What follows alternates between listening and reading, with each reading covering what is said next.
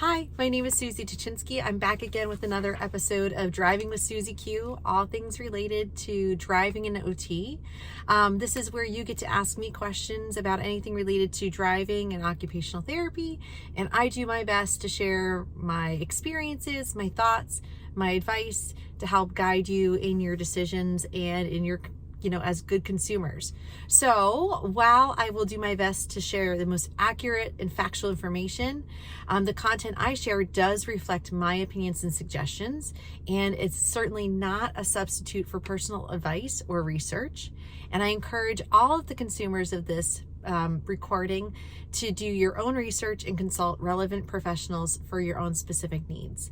In addition, if you are somebody like an occupational therapist where you work with people on preparing them to return to driving, keep in mind that in order to be a specialist in the vehicle, you need access to a specialized car, you need advanced insurance coverage, you need working knowledge of your state licensing administration and regulations, and you need advanced education and training. So if you're a generalist, if you haven't trained to be a specialist, remember anything in and around the car, you should not be turning on the engine with a patient. That would be the world of the specialist. So today's question comes from a fabulous occupational therapy practitioner out of New England. We were having a really delightful conversation. This OT was looking for a little bit of advice in her treatment setting. She was having some discomfort broaching the topic of driving, which I think we all can relate to, and is certainly something I hear over and over again. And so I thought her question would be a good one to share here. She specifically asked, why should I start the conversation about driving? Why should I, as the occupational therapy practitioner, be the one to start the conversation about driving? Shouldn't I just leave that to the specialist? So I really appreciated this question because I think, one, a lot of people feel this way. Two, I know I felt this way, especially in general practice. I had kind of a unique journey where I worked as a specialist for several years, and then I came back into the field working in long-term care, and I wasn't quite sure what my role was and what my scope of practice was because, for decades we've been told that driving is not within our scope of practice. But the reality is, with the redefinition and additions and revisions to the OT practice framework, driving is squarely within our scope of practice. But as OT generalists, it's our job to look at level of driving risk, not looking at fitness to drive, which is the role of the specialist. And so when it comes to bringing up the topic, I think many of us don't know what to say or to do because for so many years we were told that's not our scope of practice. My best recommendation, though, is to think about driving and think about driving risk the same way we think about falls risk or home safety risks, medication risks. Think about it in those respects. Driving is another IADL. And so I truly believe that if we are talking to somebody about discharge and going home, and what they can do on their own, that we should also be including the conversation of driving. How do you get around in your community? And so I would challenge every OT practitioner out there to include driving as part of the conversation. We are talking about discharge planning.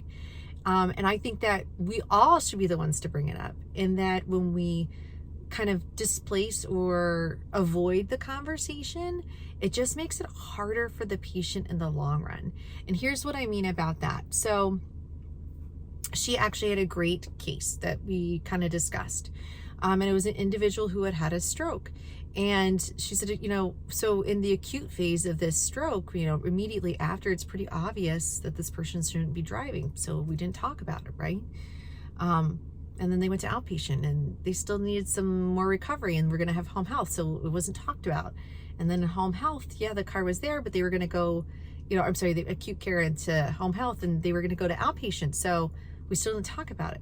And I think the problem is when we defer the conversation and we don't talk about it as a big goal, what happened for this individual is when he got to the point where he had maximized his recovery, then the topic of driving came up, and then it was a real shock because now we actually need to talk about the different layers of driving and driving training that he was going to require, and also the anticipation of driving equipment. And all those things are out-of-pocket expenses, which can be really difficult if you haven't been planning for it.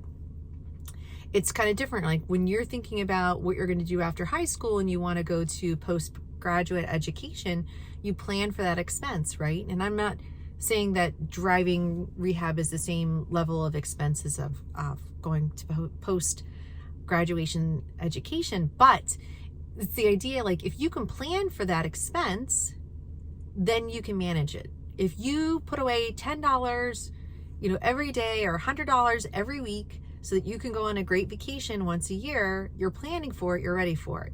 If you know you want to go back to driving, and instead, as you're in long-term, as you're in recovery, you're in inpatient, you're not at home, or you're not even driving, take those $50 that you would spend on gas and put it to the side so that when you're ready to broach the subject, you have money or resources kind of earmarked for the driving evaluation and the adaptive equipment process. So I think it's the role of every OT to ask about how will you be getting around? Will that be including driving? I think when we talk about driving with our patients, it helps them to have really big goals and helps us to motivate them towards really big and important things. And then, as occupational therapy practitioners in every setting, what we do by looking at performance skills and client factors makes a huge impact on knowing whether or not somebody is potentially ready enough for the hardest IADL around, which is driving. So, if you're that OT at the inpatient level, person's just had a stroke within the past 24 hours, your goals might be getting, seated edge of bed. Maybe we're at a point where we can think about transfers to and from the toilet, basic IADLs or ADLs, but we still need to talk about them, talk to them about bigger picture items. For example, you're going to be with us for a couple of days. And during that time, we want you to call when you need to get up, and we're going to bring you your meals, and we're going to take care of your linens, and we're going to give you your medications, and you're not going to be working, you're going to be with us for a bit. And so everything at home, including driving and transportation, we're going to rely on other people for. Now you transition to acute rehab, still in this setting. You don't need to drive, you don't need to do your laundry, you don't need to take care of your medications, but let's keep talking about those things and when you might be ready for it. Now you're going home, but you're qualifying for home health. You're still not ready to drive. There's still areas of recovery. So if we bring up the topic of conversation along the recovery pathway, it helps our patients to prepare and think about it in the long term. I think the other side of things that I see is when we completely avoid the conversation of driving until the end of recovery, people have a different idea in their mind on how it's going to go and what they'd like. And so for some people, I have had clients who have had an injury to one limb or more than one limb who are thinking they're never going to be able to drive again because they don't realize there's adaptive equipment options. An OT in an acute setting, an OT in an outpatient setting could say there might be options for you. There could be equipment for you. Let's get you as good as we can so we can get you to the specialist. Right? And there you're providing hope. I think if we kind of look at our role in all of this as an OT generalist as providing information and education and resources, it can really help our patients, especially know if and when it's time to see a driving specialist to return to the task of driving, to know if they have the fitness to drive. So should an OT bring up the topic of driving? Absolutely. I would say probably it doesn't make a lot of sense in a NICU, probably doesn't make a lot of sense in early intervention. But if you're working with somebody who is, growing up, aging in place, living in the community, how are they getting around?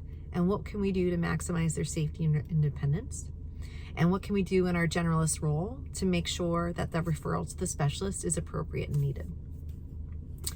So that's kind of my 2 cents on that one. And I hope that it gives you some food for thought, and I hope it gives you maybe some more questions for me. And I'd love to answer those questions.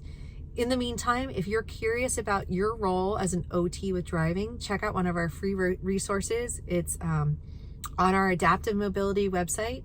In addition, if you want to learn more about how to look at the client factors and performance skills for driving, and learn to do what's called an OT driving risk assessment.